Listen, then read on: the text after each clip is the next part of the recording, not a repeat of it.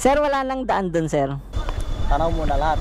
Diretso rin, ganda na. Walang kasalubong. Kumbaga, solo minda. Uy, madahon yung mga puno ngayon dito sa Botolan, no? Kapal ng dahon, no? Ang ganda talaga dito sa may bandang Botolan, no? Pasukin nga natin itong mga paps. Itong Zambales Tarlac Road. Alam ko itong papunta sa Kamkainumayan eh. Tignan natin kung hanggang saan na yung daan dito. Kung tapos na ba. Pero hindi tayo didiretso ng Tarlac mga paps ha. Titignan lang natin. Ginagawa ata ito eh. Para pag pupunta na ng Tarlac, taga Zambales ka mga paps. Itong daan na to mga paps. Parang shortcut na, dire-diretso na ng Tarlac. I think dire-diretso lang naman ito mga paps. Meron pa this way to. Iba yan. Ito dire-diretso lang ito. First time ko lang ito mga paps pasukin. Tama ba na dumiretso mga paps? Botolan, Zambales. Anong school ito? Paudpud Elementary School. Marami ding dump truck dito na pumapasok pala mga paps. Nakaka-3 kilometer na tayo simula nung pagpasok natin dito. May ibang school na ulit dito. Oo, San Juan naman to. San Juan Integrated School. Yung unang school na nadaanan natin, Paudpud. Maganda din ang daan dito mga paps. Oh. Huwag na lang sana ako maabutan ng ulan mga paps. Gagabihin na ako makauwi nito. Late na kasi ako umalis mga paps eh. Overtake muna tayo. Pero ang ganda ng bundok mga paps oh. Ayan oh. Ganda ng view. Botolan, yours to discover. Oh, anong barangay sa Botolan ito? Hindi ko pa tinitignan yung Google Map mga paps. Tama ba to? Oh, ito yung Kamkainumayan. Ayan, pag gustong yung mag-camping mga paps, pwede dito. Tapos dire-diretso lang tayo mga paps, nakalampas na tayo sa Kamkainumayan. Kinaganda dito, mapuno pa rin. At maganda pa rin yung daan dito mga paps, aspaltado. Dito na ay hindi. Ito na yung view dito mga paps, paglampas natin ng Kamkainumayan. Oh, so ito yung lahar. Oh, ito yung view dito. Ang ganda mga paps oh. Magpicture nga muna ako. Ang ganda oh. Wow. Oh, ang lawak oh. Pero mababa yung tubig. Ganda ng view dito oh. Lumampas lang tayo ng Kamkainumayan mga paps. Banda dun yung Kamkainumayan eh. Ito yung mga bundok. Mamaya dire-diretsuhin pa natin yan mga paps. Tignan pa natin kung ano yung daan banda dun pa. Pipicturean lang muna natin ito. Natutuwa lang ako dito. Medyo umuulan banda dun mga paps oh. Malabo na eh. Ayan sa bundok na yan. Yun nga lang, umaambun na. Pero diretsuhin pa rin natin yung daan doon. Try natin.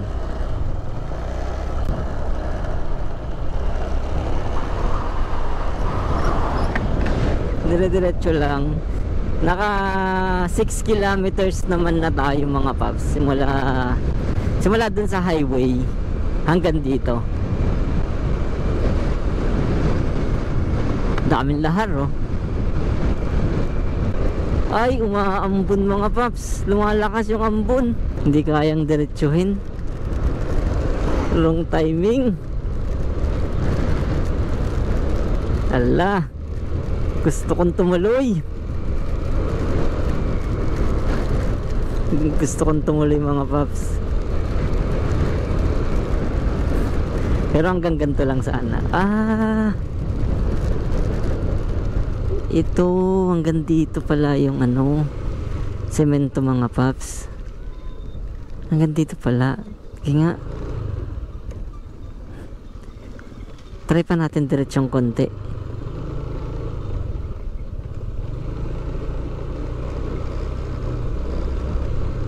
Wala nang semento mga paps. Babalik na tayo. First time ko lang dito. Ikot na. Please slow down. Tignan nga natin banda doon. Tignan lang. Naku-curious ako sa lugar mga paps. May dump truck.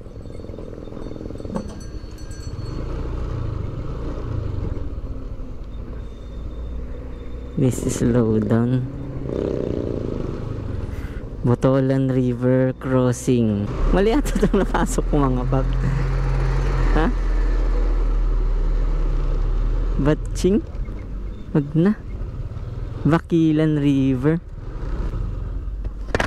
Sir, wala lang daan dun, sir. Sa punta nyo?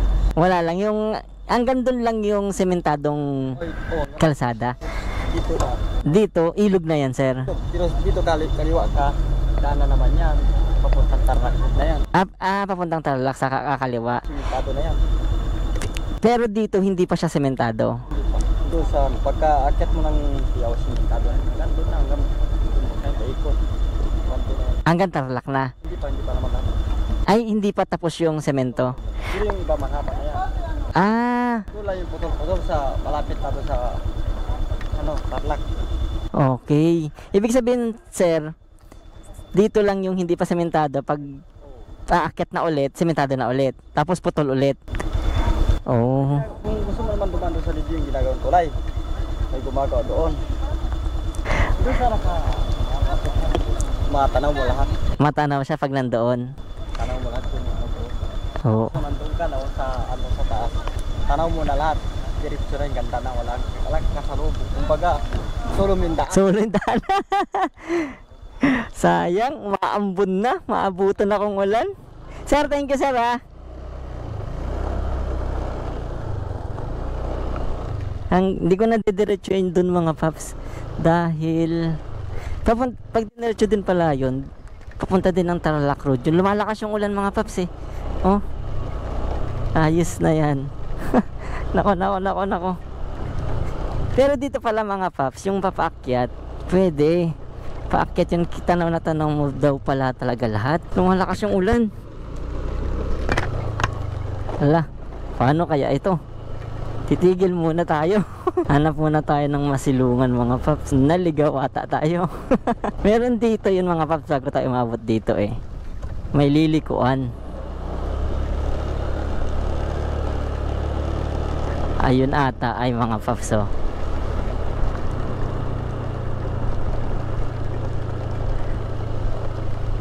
Bakilan Resettlement Center. Hindi ba ito? Ito ata yun na dediretsuhin. Parang gusto kong diretsuhin. At to Botolan Mountain Hills sa Bakilan. Welcome to Mahuhay. Dire-diretso lang ito mga paps. Kaso lumalakas yung hindi tayo nakakapote. Sayang. Next time mga paps. Wrong timing. Pero at least adventure today. Kakatawa naman. Sayang.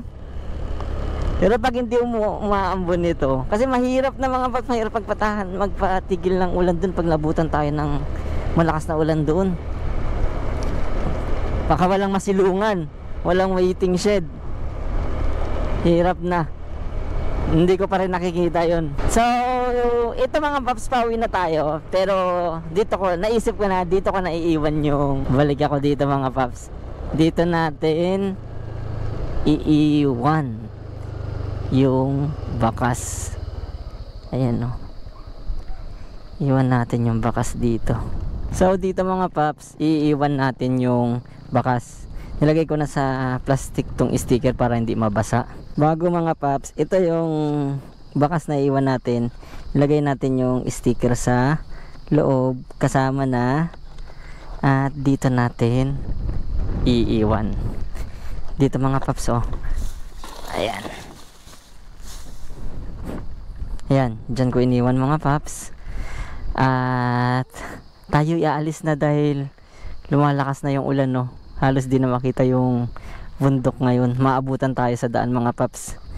Kaya sa lahat ng mga maghahanap, good luck. Ulitin natin, dito natin iniwan. May sticker na rin dyan. Dito sa tapat ng bundok. Sa may, kung di ako nagkakamali, Bakilan mga paps. Yung mga nakikita ko nakalagay. Bakilan, Botolan. Bakilan ba? Again mga paps, good luck sa lahat na maghahanap. Happy hunting, ride safe always, and God bless. Uwi na rin ako.